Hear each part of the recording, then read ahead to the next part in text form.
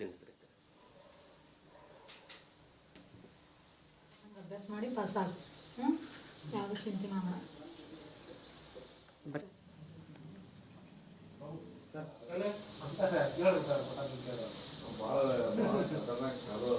ವರ್ಷಕ್ಕೆ ಇಷ್ಟು ದಿವಸ ಪ್ರಯತ್ನ ಮಾಡಿ ಮೊದ್ಲಿಂದ ಅಭ್ಯಾಸ ಮಾಡ್ಕೊಂಡು ಬಂದಿದ್ದಿ.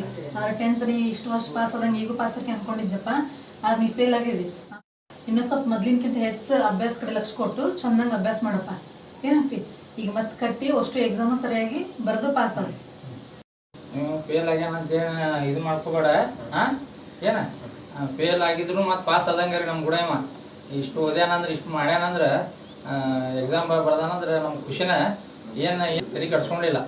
ಆದ್ರೆ ಧೈರ್ಯ ಕೊಡ್ತೀವಿ ಮಕ್ಕಳಿಗೆ ಅಷ್ಟೇ.